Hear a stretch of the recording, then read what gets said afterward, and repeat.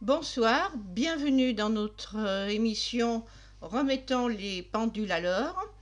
Ce mardi, donc 20 décembre 2022. Alors aujourd'hui, nous allons prendre comme sujet le problème des sans-abri et de leur hébergement. Alors vous voyez cet article du Parisien, Yvelines, 200 personnes sans abri seront hébergées au château de Tiverval-Grignon. Les premiers SDF sont arrivés vendredi, principalement des Yvelines. L'association Emmaüs va les suivre au quotidien, travailler sur la scolarisation des enfants dans les écoles des communes voisines. Le domaine appartient à l'État qui, malgré les oppositions, souhaite toujours le vendre. Eh bien, en ce qui me concerne, je pense que c'est une très bonne idée, pour ce qui est du principe. C'est-à-dire que je le disais moi-même avant de voir cet article, mais pourquoi n'utilise-t-on pas tout ce qui est château, tout ce qui est forteresse, tout ce qui est ancienne gendarmerie, tout ce que vous voulez, pour loger des gens sans abri, même avant la crise migratoire. Parce que des gens à la rue qui vont mourir de froid, qui ensuite vont encombrer les hôpitaux, ça revient plus cher, croyez-moi, de, de recevoir pendant quelques jours dans des services d'urgence des personnes en hypothermie ou dans des situations dramatiques, que de les héberger dans des conditions, on va dire, précaires. Pas précaires, non, parce que là, il y a des murs en solide, mais dans un peu des conditions rudes, on va dire. Des châteaux, eh bien, ma foi, oui, ces châteaux, c'est pas des châteaux de poupées, hein. Dans les châteaux, on a reçu des garnisons de militaires durant différentes guerres, que ce soit la Révolution, que ce soit sous Napoléon, etc. Il y a une époque aussi beaucoup d'anciennes casernes, sous la République, étaient des styles de construction de ce genre. Donc un château, oui, c'est tout à fait adapté. Il y a des grandes salles et tout. Il suffit d'ajouter un peu dans les cours peut-être des sanitaires comment dire, portatives là. C'est des sanitaires que l'on trouve d'ailleurs installés près des monuments à visiter souvent. Euh, donc l'idée en elle-même, je suis tout à fait pour. Maintenant, je ne vois pas pourquoi l'État le vendrait. Je pense qu'au contraire, s'il doit servir de refuge transitoire, il faut que l'État le garde et qu'il n'aille pas à Emmaüs et qu'il s'y installe. Parce qu'après, c'est des gens installés et de nouveau, on n'aura plus rien pour les sans-abri. Le fait, au contraire, de les garder dans un lieu précis, avec interdiction d'ailleurs de s'en éloigner, je pense, eh bien, c'est une sécurité pour la population, c'est une sécurité pour ceux qui sont à la rue et qui ne seront pas soumis au froid et aux déserts aléas auxquels on peut être soumis quand on se retrouve à la rue. Et puis en plus, on parle d'enfants, donc les enfants, on ne va pas les laisser crever dans la rue, n'est-ce pas, et faire passer comme au Moyen-Âge des tombereaux qui ramasseront les morts. Nous sommes bien d'accord. Donc l'idée, tout à fait bonne. Ce qui n'empêche pas que ceux qui doivent être expulsés et que l'on doit expulser doivent l'être. Et il me semble qu'au contraire, cela faciliterait plutôt les choses, à condition, je le dis bien, que ça reste un hébergement transitoire qui appartienne à l'État et non pas Emmaüs qui s'y installe. Bien, on va voir cette histoire donc dans d'autres articles et on verra que le ton est un peu différent. Donc je vous demande quelques secondes.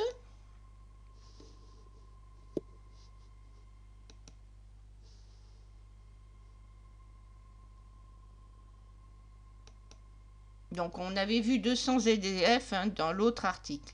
Et là, donc, boulevard Voltaire, qu'est-ce qu'on lit? Dépouillé, bradé, vidé, transformé en camp de migrants, le château de Grignon, allégorie de la France, etc. Donc là, c'est le scandale. On comprend bien que les gens, de toute façon, du cru, doivent regarder avec une certaine inquiétude ces personnes s'installer. Mais bon, il faut faire preuve tout de même, il me semble logique, plutôt que de laisser les Parisiens avec des SDF qui risquent de les agresser, que les choses s'organisent. On ne va pas rester un pays foutoir. Là, on voit sur cette photo, alors la photo est de face et que le château est bien plus important. On a 2 ailes latérales plus le fond. Alors, est-ce que c'est uniquement les ailes latérales qui semblent des annexes qui seront utilisées? Je l'ignore. Dans l'autre article, on vous précisait qu'il y avait 200 personnes. Et là, on vous parle pas de SDF, c'est-à-dire qu'on pourrait penser de Français qui sont à la rue, mais uniquement camp de migrants. C'est vrai que quand on parle d'enfants, on a plutôt tendance à penser que c'est des migrants avec des enfants qui sont venus là.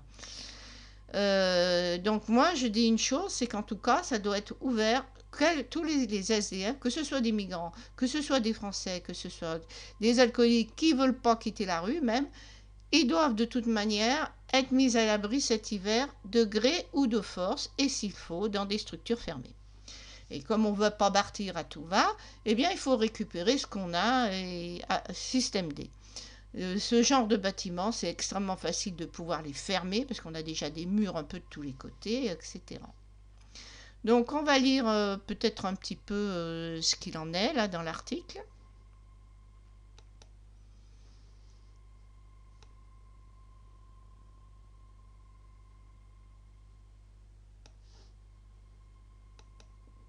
Alors, Thie-Vernal-Grignon se situe entre Plaisir et Poissy.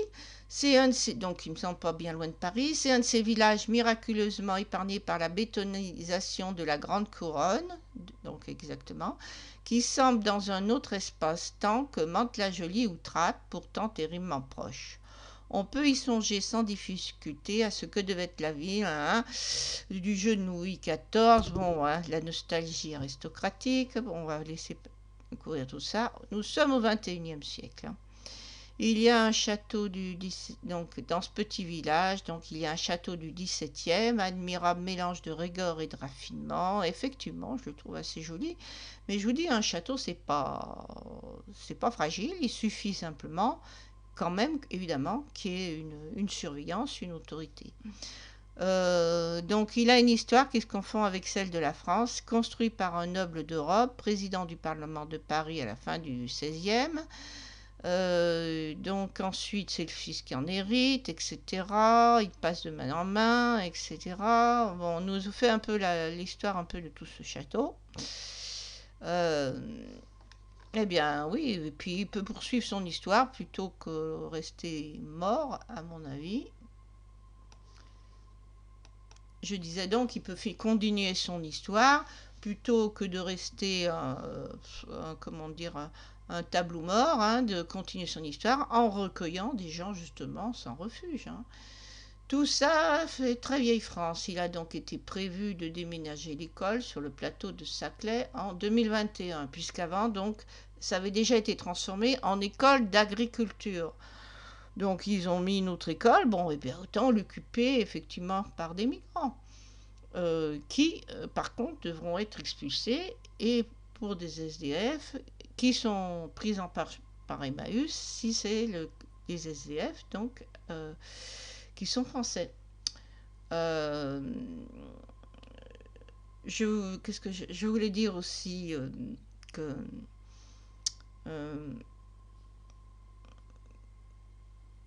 donc, alors, qu'est-ce qu'il y avait comme autre problème Donc, enfin, bon, on verra plus tard. L'État, donc, a voulu gagner du temps, a suspendu l'attribution à un promoteur parce que, donc, d'anciens élèves s'opposaient déjà à sa vente. Eh bien, qu'on contente tout le monde, on ne le vend pas, mais il sert d'abri pour des personnes donc, en transit qui sont censées repartir ailleurs, où on peut préparer leur retour tranquillement sans qu'ils traînent dans les rues de Paris. Donc le problème du mobilier du château qui a été bradé par l'État dans des conditions abracadabrantes par une vente aux enchères confidentielle, donc chaises, tables, canapés, effectivement il y a tout un article pour ceux que ça intéresse, je vous invite à aller sur Voltaire, où il semble absolument aberrant donc de la manière dont le mobilier était vendu.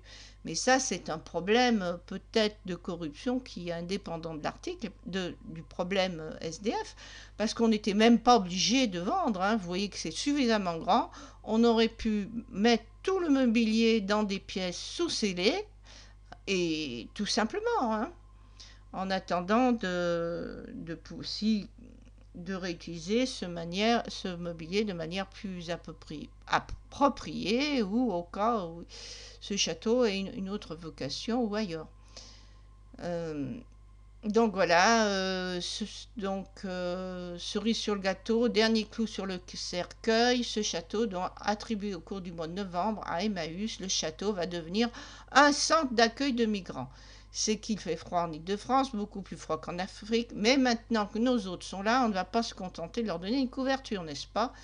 Bon, eh bien oui, exactement, je vois mal, moi personnellement, je ne pourrais pas circuler dans des rues où il y a des enfants qui dorment dans la rue exposés au froid. Donc je pense qu'il faut trouver une solution, il ne faut pas passer son temps à râler. Il y a des choses critiquables, comme l'affaire du mobilier. Hein. Ça serait critiquable si ceux qui doivent partir n'en repartent pas, mais de toute façon, s'ils doivent repartir, c'est bien, il faut les garder sous la main. Donc il faut qu'ils soient centralisés dans certains endroits. Oui, alors c'est là où le bas blesse, comme on dit. Donc, au départ, il y en a déjà donc 67. Au total, il y en aura 200. Mais c'est une châtelain donc d'un nouveau genre devrait repartir entre mars et mai 2023, pas chez eux, bien sûr, ailleurs en France. C'est-à-dire repartent en vagabondage. Alors ça, non, c'est inadmissible. Les vagabonds, on n'en a pas besoin. Donc, s'ils doivent repartir en vagabondage, eh bien, c'est là que d'ici mars et mai, eh bien, il faut trouver une solution pour qu'ils quittent la France. On pourrait d'ailleurs, sous le modèle de ces châteaux, revoir le projet qu'avait proposé le Kenya en faisant des campements où qui recevrait donc ces personnes qui ont été centralisées par exemple dans ce château ou ailleurs, dans ce style de forteresse, les renvoyer en Afrique comme au Kenya, et là, ils sont pris en main et employés donc dans différentes structures, puisque le pays dit qu'il a besoin de main-d'œuvre. Et moi, je dis même que la France pourrait se charger d'investir dans les pays pour faire travailler ces gens-là, pour au moins rembourser les frais de leur séjour en France et les transports, parce que tout aux frais de la princesse, ça commence à bien faire. Et c'est évident qu'on ne les renvoie pas parce que déjà, ça coûte trop cher. Donc là, j'estime que ce soit dans le château, ils pourraient travailler, être emmenés sur Paris, nettoyer les rues. Que ce soit quand ils repartent, eh bien, ils devraient être astreints à des travaux d'État et il devrait y avoir une indemnisation pour leur transport. Voilà. Donc on a cette histoire donc de mobilier. Alors il y avait l'autre article était donc sur le mobilier. Et ce que je voulais dire, donc je vous repasse un peu l'image du château là, un peu qu'on voit un peu mieux.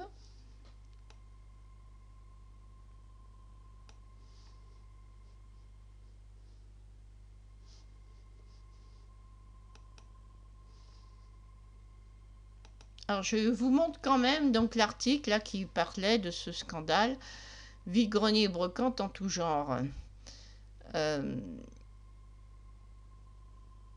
L'État brade du mobilier précieux du château de Grignon, à saisir fauteuil Louis XVI à prix cassé, à Grignon l'État brade son patrimoine, l'État envoie pète ses bergères Louis XVI.